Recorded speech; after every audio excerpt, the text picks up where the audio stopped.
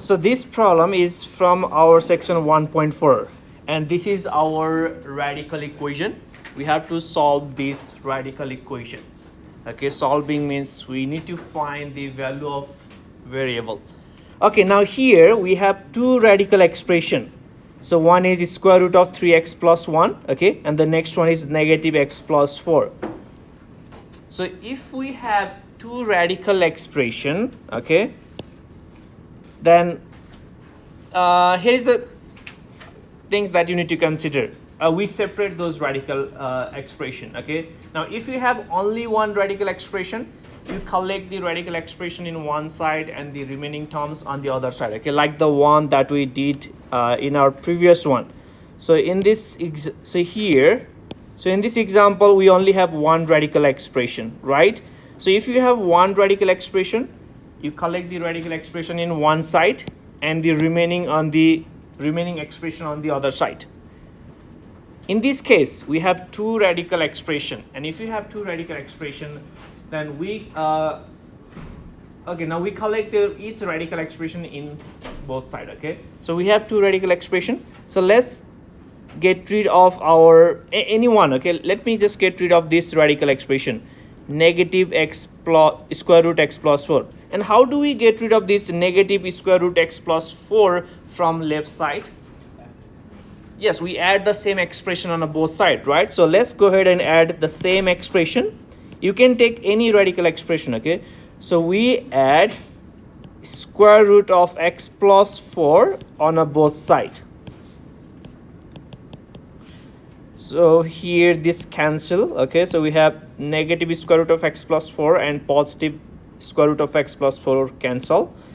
We are left with square root of 3x plus 1 equals to 1 plus square root of x plus 4. Now the next thing, we need to know the index of radical. Now what is the index for this radical? 2, right? This is the square root, so we square on both sides. So we square this equation on both sides. So you square on both sides. On the left side, the radical has index 2. This radical and this square cancel, okay? So we have 3x plus 1. Now what about on the right side? Can we cancel our exponent 2 and the radical? Can we, okay, this is not, okay, now can we cancel this exponent and this radical? How many of you agree with this one? Can you raise your hand? Okay, now what about those who didn't raise your hand? So it's not correct. So we have, does anyone have an answer? It's incorrect. Now this is wrong, okay? We can't, and the reason is that, okay, this is incorrect. We can't cancel here. Now I will tell you why. Like this. So this is what we have. Okay, we have a square here.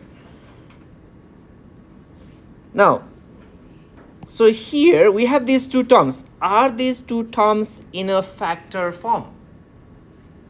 So 1 plus square root of x plus 4. Are these in a factor form? Are they in a product form? So what do we have in between 1 and square root of x plus 4? We have the addition, right? So we have the addition here. And since this is not in a factor form, we can't cancel. It has to be in a factor form. Okay, like for example, if we have something like square root of x times 2 square. If we have something like this, then this square is for this square root of x as well as this 2. So this is square root of x square times 2 square. Now we can cancel this and we have x times 4. And here we have this product, but we don't have a product here. We have a sum here.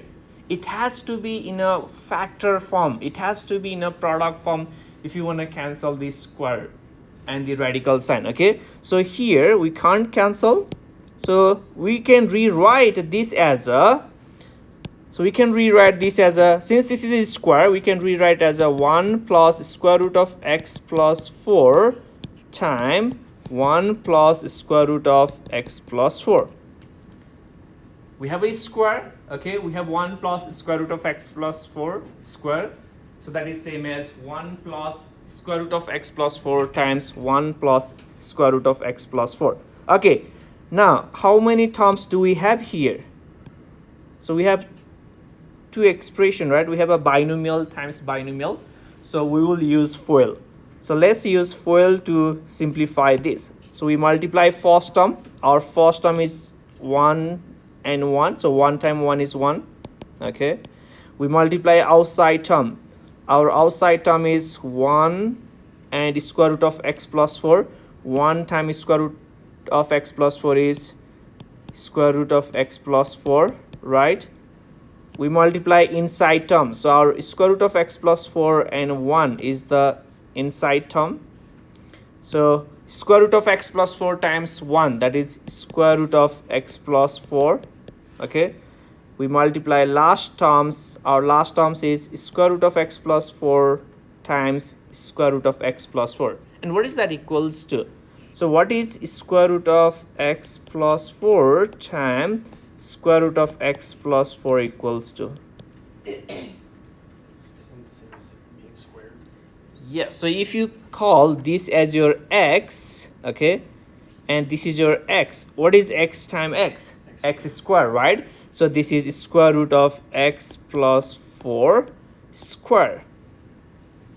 So we have square root of x plus 4 square. So here, do we have any like terms? So square root of x plus 4 and square root of x plus 4, these two are like terms, so we can add, and that is 2 square root of x plus 4 plus.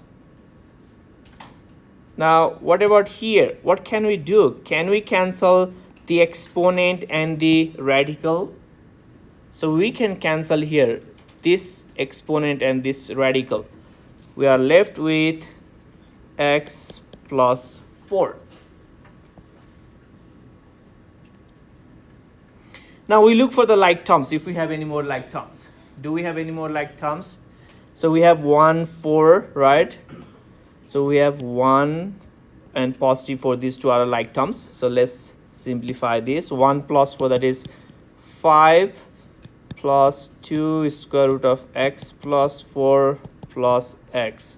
On the left side we have 3x plus 1.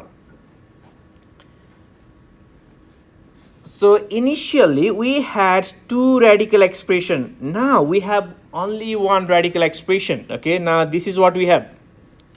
We have one radical expression, and if we have one radical expression, then we collect that radical expression in one side and the remaining expression on the other side. Okay, so let's get rid of positive 5, positive x, and 2.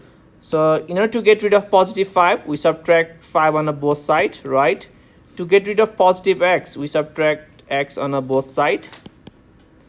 So after this we have 3x minus x, that is 2x, 1 minus 5, that is minus 4, equals, so this cancel, we have 2 square root of x plus 4.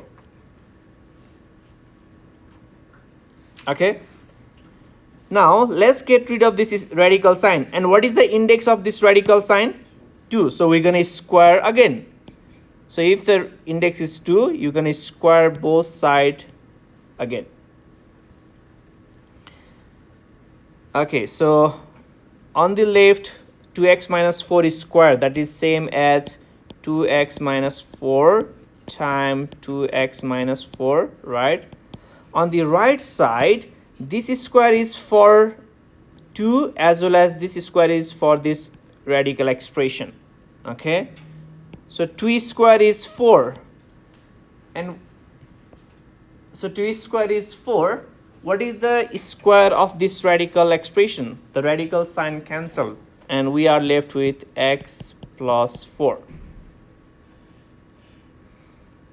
Okay, so on the right, let's simplify. Let's distribute 4. So you distribute 4 for each term. 4 times x, that is 4x, plus 4 times 4, that is 16. Okay, so now let me use this here. So it's gonna be a lot here. Okay, so we have 2x minus 4 times 2x minus 4 equals 4x plus 16. So this is what we have.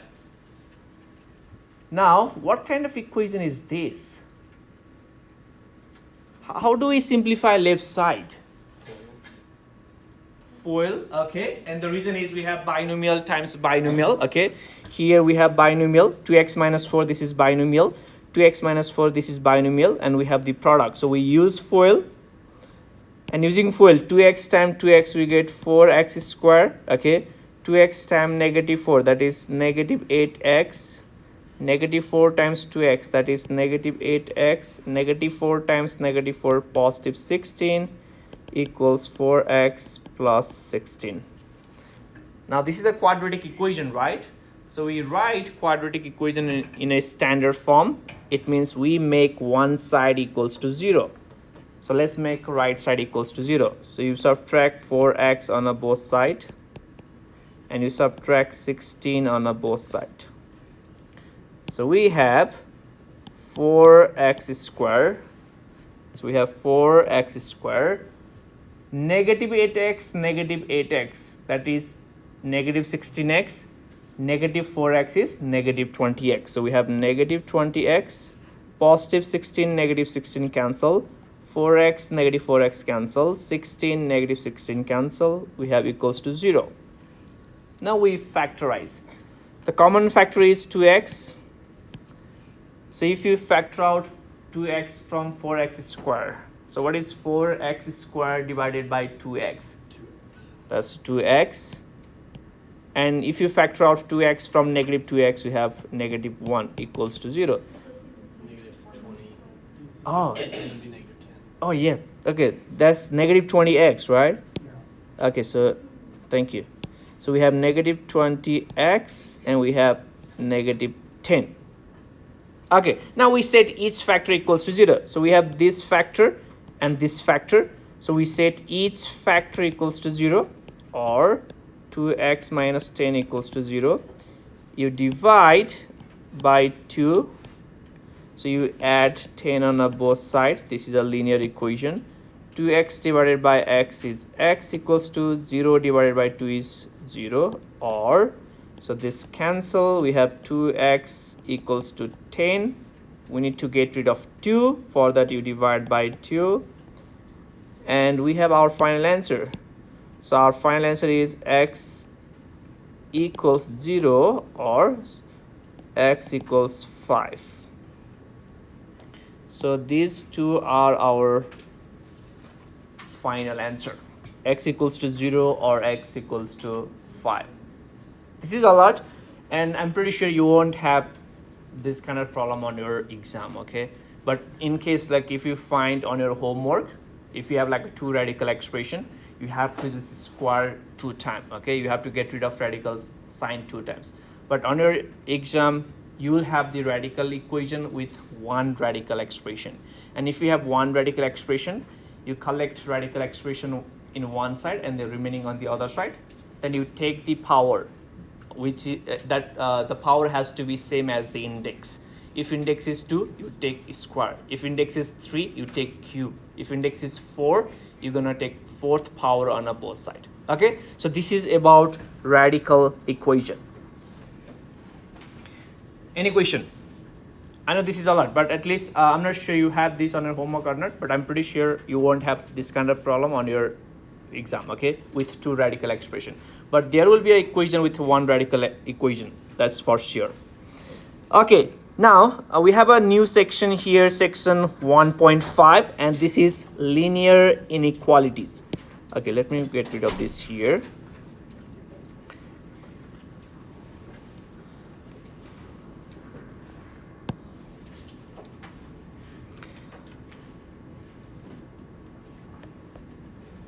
Okay, now if we have a mathematical statement, okay, so if we have okay, now what do we call this one?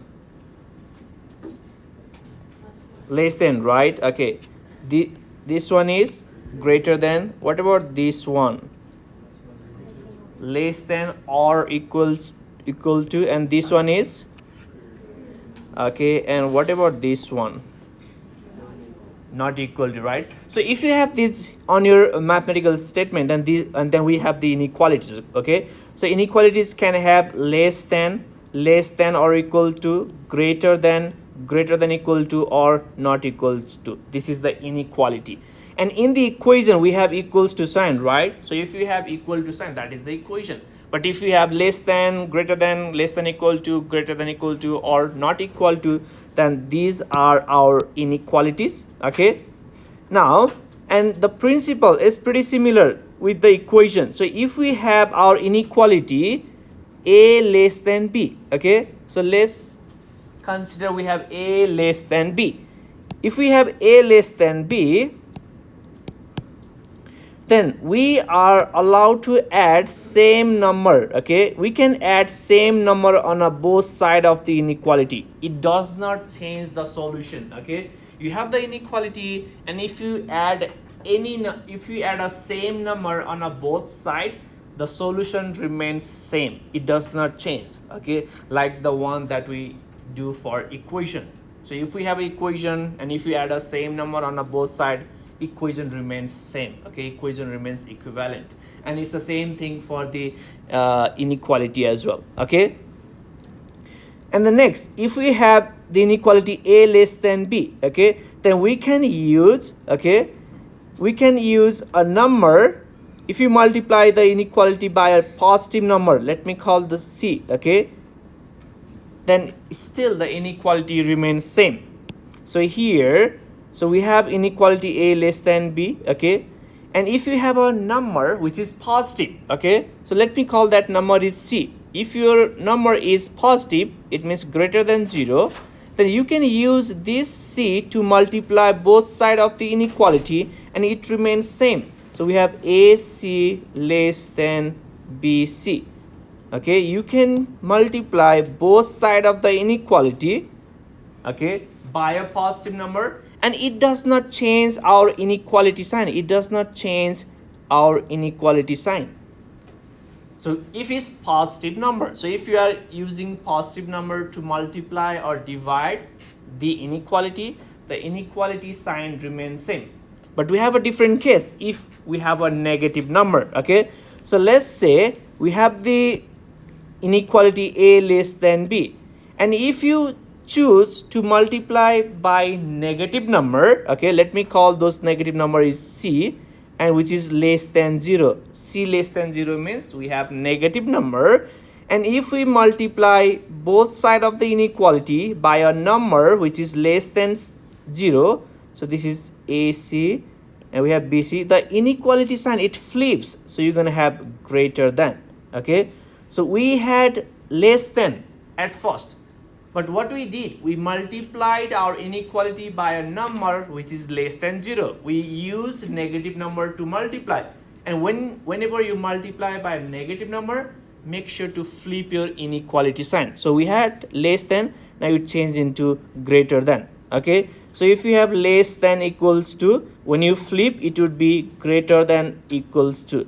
If you have greater than equal to, when you flip, it is less than equals to. Okay, if it's less than, you're gonna have greater than. If you have greater than, you're gonna have less than. And this is only when we are multiplying or dividing the inequality by negative number. Okay, if it's positive, it does not change anything. You can multiply by positive number and inequality remains same. But if you are using negative number, make sure to flip the inequality sign. Okay, so these are the principles that we will be using to solve the inequality. Okay, let's take an example. So we have an example here, the very first example. So we have x minus 4 greater than negative 2x plus 2, and it's the same way of solving the equation. We make our variable alone. Okay, we have to make our variable alone in one side. Okay, now here our variable is x. Okay, we have to collect every terms with x in one side and the constant on the other side. So how can we get rid of negative 2x from right side? We add. Now by adding a number on the inequality, does the inequality sign change? It does not change. If you are adding a number, any number, positive, negative, fraction, okay, if you are adding or if you are subtracting, the inequality sign does not change. It only changes when we multiply or divide by negative number.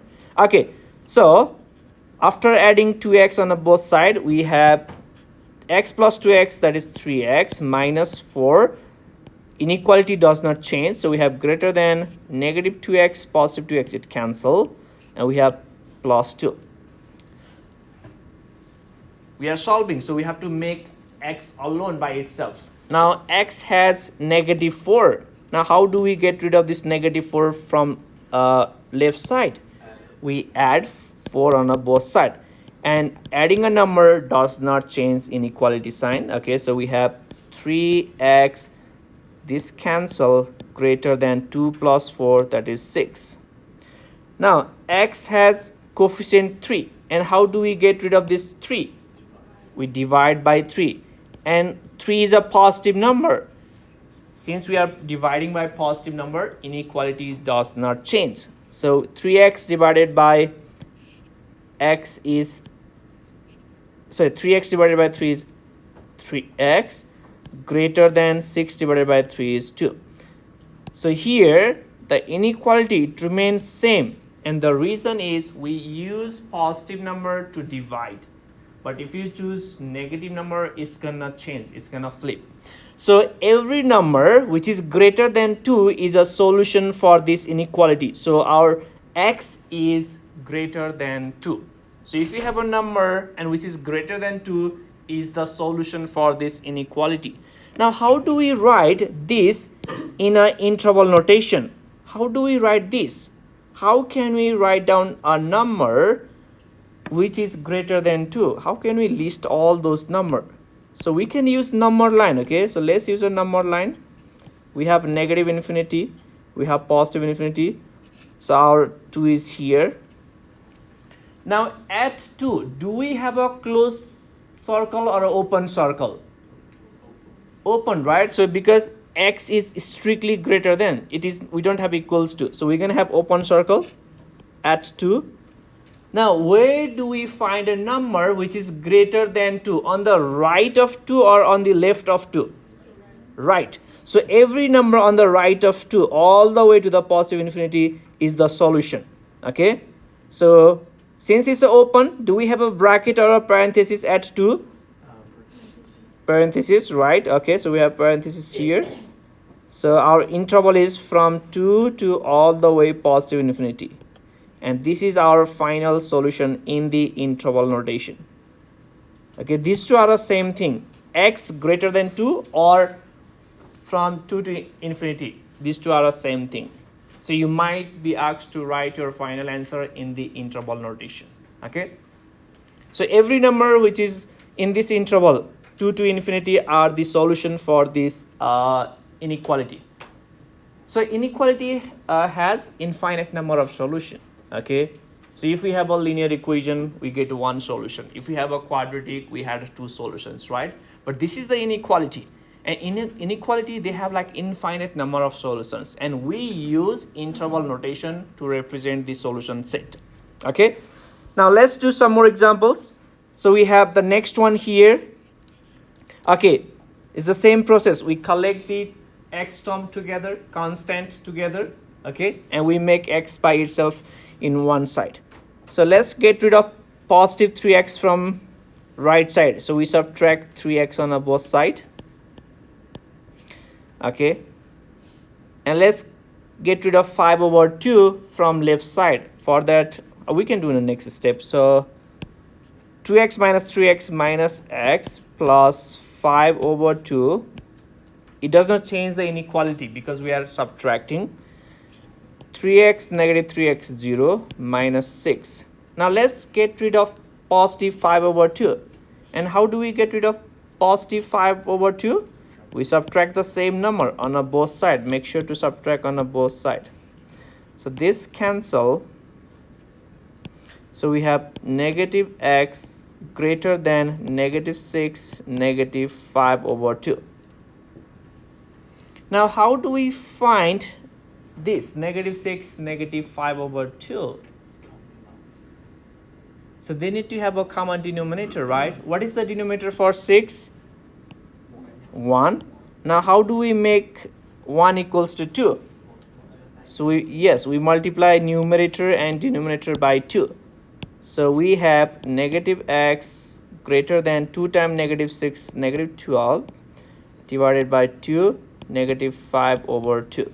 So we have negative x greater than, we have the common denominator, so we can simplify our numerator. So we have negative 12, negative 5 divided by 2. So negative x greater than, so negative 12, negative 5, negative 17 divided by 2. Now is this our final solution? X has to be by itself, but x has a negative. Now how do we get rid of negative from x? So we multiply by negative 1. And if we are multiplying by negative number, what we have to do? We have to flip the inequality sign. So let's multiply both sides of this inequality by negative 1. So negative 1 times negative x, positive x. Now, okay, here your inequality is greater than. Now we're going to have less than. Okay, negative 17 over 2 times negative 1 is positive 17 over 2. So this is our final solution.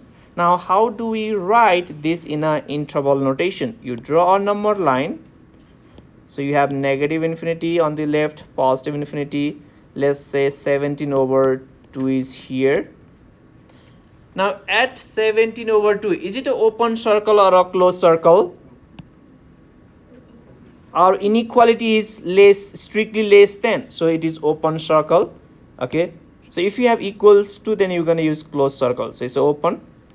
Now where do we find a number which is less than 17 over 2? On the left side or on the right side?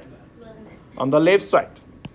So every number on the left of 17 over 2 is the solution. And the interval is, we are starting from negative infinity. Okay, with infinity it's always parenthesis, to 17 over 2. And we have the open circle, so we have parenthesis.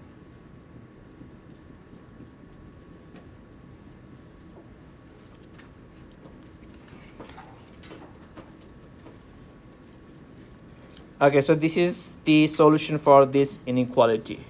Now let's go to the next one. So here we have,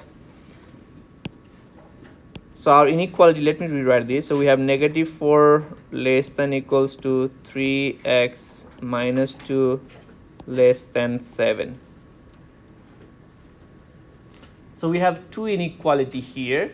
Okay, these are, so if you have like more than one inequality, these are the compound inequality. Now the process is same. We get rid of everything, we just make x by itself. Now with x, let's see what it has. So with x, it has a negative 2, it has a 3 as a coefficient. Now let's get rid of negative 2. How do we get rid of negative 2?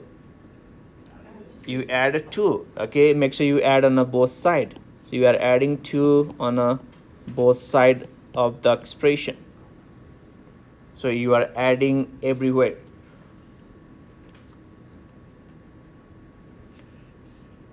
So negative 4, positive 2, negative 2 less than equals to 3x. Okay, so negative 2, positive 2 cancel, less than 7 plus 2, 9. Now how do we get rid of this 3? We divide by 3, and make sure you are dividing every term by 3.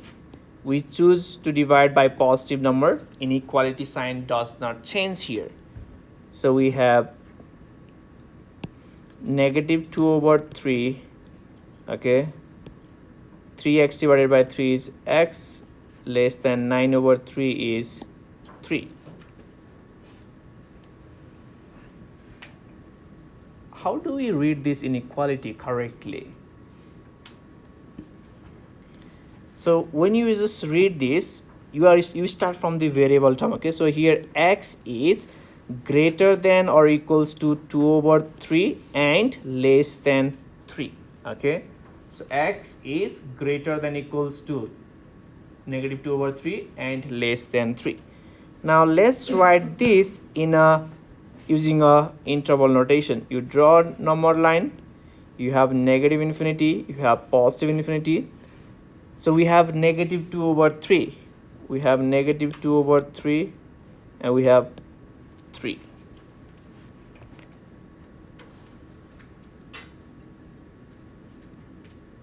Can we flip the position of 3 and -2/3 in a number line? No, right? Because -2/3 is less than 3 and the number which is smaller should be on the left side, right? So here make sure -2/3 has to be on the left of 3. Now at -2/3, is it an open circle or a closed circle? So now here we go back to our final solution. Let's see the inequality, and this inequality has equals to, so we're gonna have closed circle. And what about at 3? It's gonna be open because there is no equals to here with this inequality. Okay, so if your inequality has equals to, you're gonna use closed circle. If you don't have equals to, you're gonna have open circle. Okay, now closed circle means we're gonna have a bracket here, right? Open circle means we're gonna have a parenthesis here. So our final answer is from -2/3 to 3, we have a bracket and parenthesis. And this is where we find a number which is greater than equals to -2/3 and less than 3.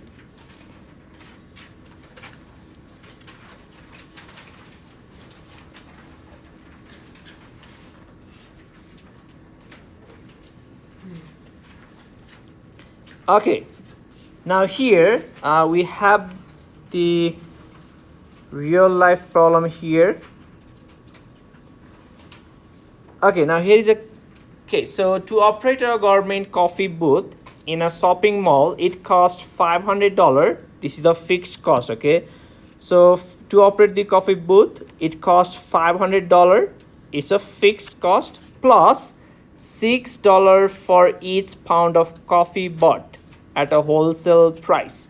Okay, so for coffee booth we need to pay $500. That is the fixed price. Okay, we need to pay $500 plus $6 for each pound of coffee bought at wholesale price. The coffee is sold to customer for 10 pound. Okay, now the coffee is sold for 10 pound. So what we have to do? We have to find the expression for operating cost of selling Q pounds of coffee. Now, what is the selling? So what is the cost of selling Q pounds of coffee here? So to operate, they need to pay $500. Okay, that's a fixed price. It does not change. So they have to pay $500, which is a fixed cost, plus $6 for each pound of coffee bought at wholesale price. Now, if this is the case, what will be the operating cost for selling Q pounds of coffee? 6.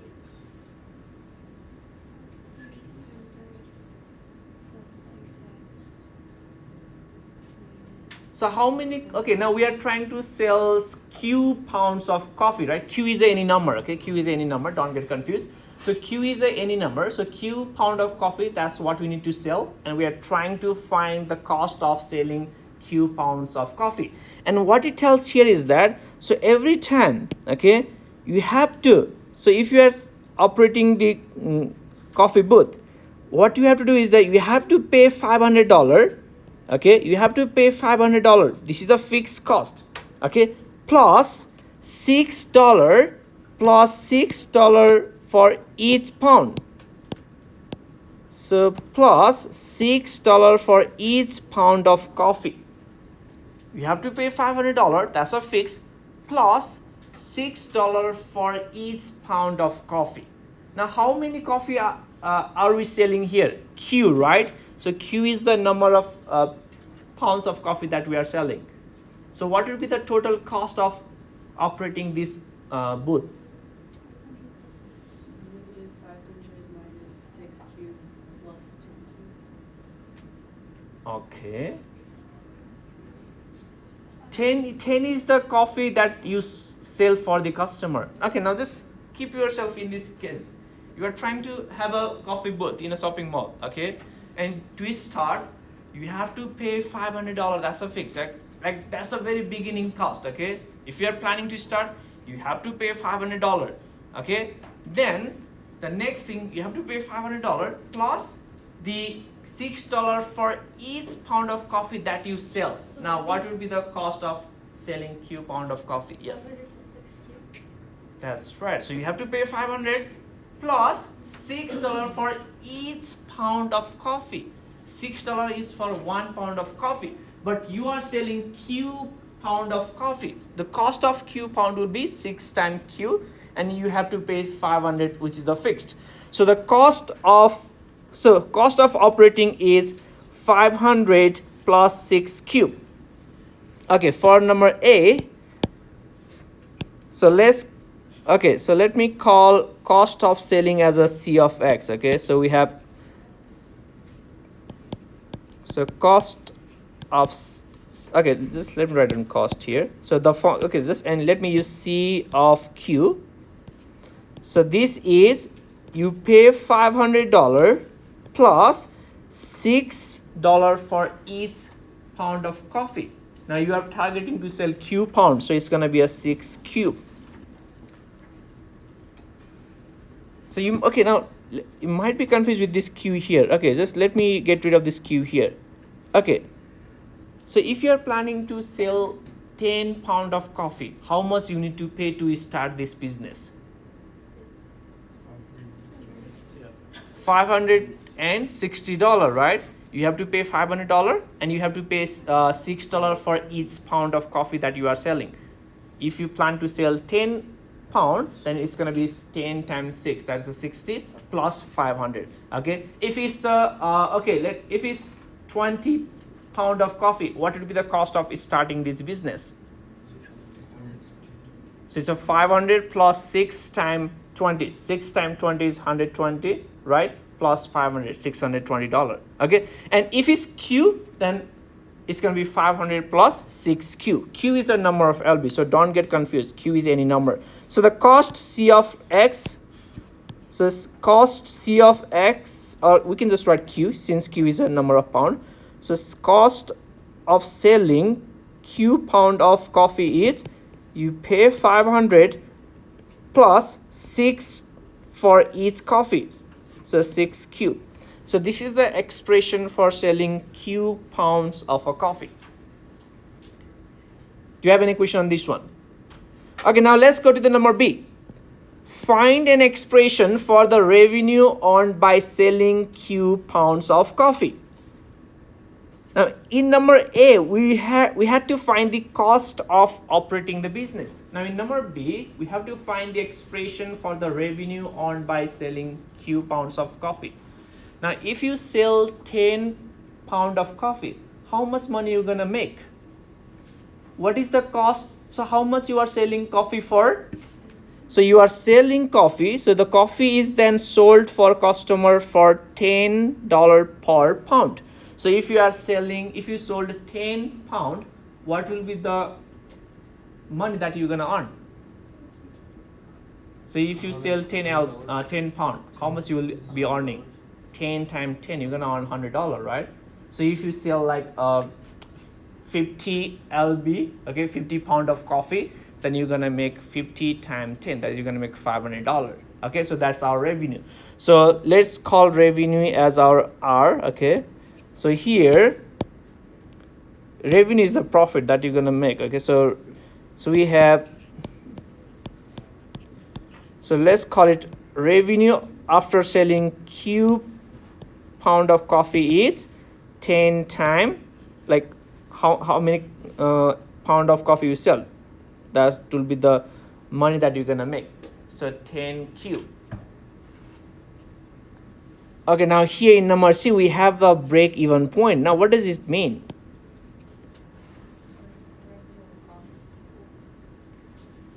equal. It's Wh- what you're making and what you're paying for the Or copy equals place. to zero. Okay, the cost and revenue, the sum, okay, they both are equal, or the sum of, what is the break even point? So when do we have the break even point? Yes. Is it like the vertex? Kind of like the vertex? Okay, there's nothing to do with that from here. So is it where the amount you're paying for the copy stand Uh-huh. is equal to the amount you're earning from the copy stand? That's right.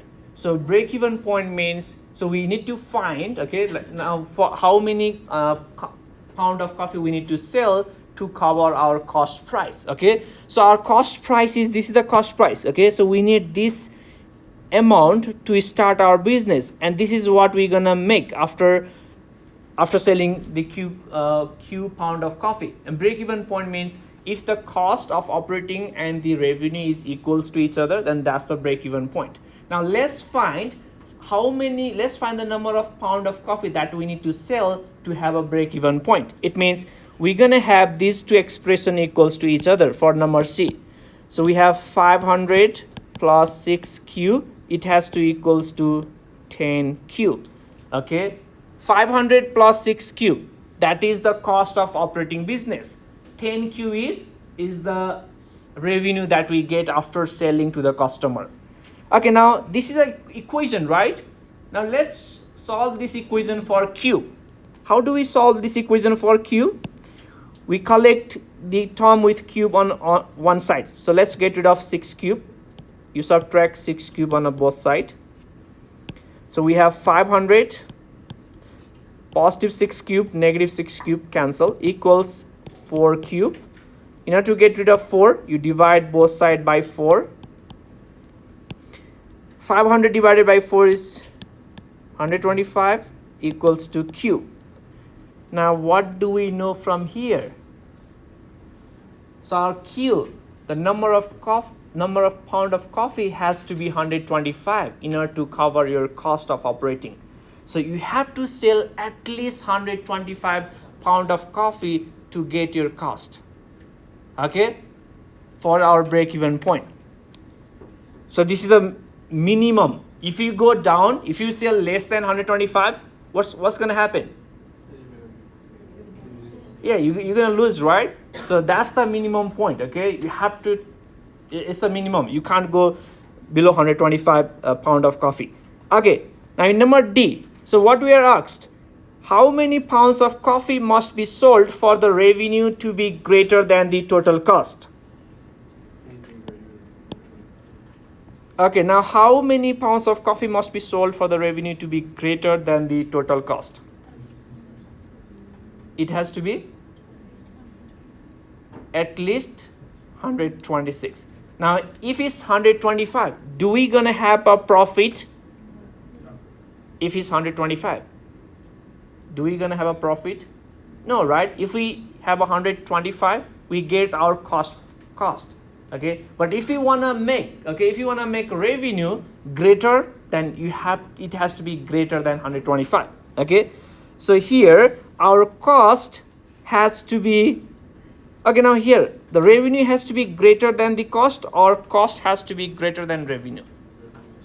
Revenue has to be greater than cost, right? Or cost has to be less than revenue. It's the same thing. So we have 500 plus 6 cube. This is our cost. It has to be less than our revenue. We can't see. Okay, so our cost is 500 plus 6 cube. And if your cost is less than revenue, then we're gonna make profit. Or your revenue has to be greater than cost. It's the same thing. Now this is an inequality, and we know how to solve this inequality. So let's go ahead and solve this inequality. We collect the q terms in one side, so you subtract 6 cube on both sides. So 6 positive 6 cube, negative 6 cube is 0. So we have 500, okay, less than 10 cube minus 6 cube, that is 4 cube. We need to get rid of 4, and 4 is a positive number. It does not change the inequality sign. 500 divided by 4, 125 less, okay, now q. We can rewrite this as a q greater than 125. Okay, it's the same thing. So the number of pound of coffee that we are selling has to be greater than 125. If you sell greater than 125 pound of coffee, you're gonna make a profit, you're gonna make a revenue. Okay, if it's less than, then there is no revenue. Okay, how do we write the, okay, yeah, let's not write this in interval notation. Okay, but it's okay. So this is our final answer. Okay, let's do this much for today. If you have any question, let me know.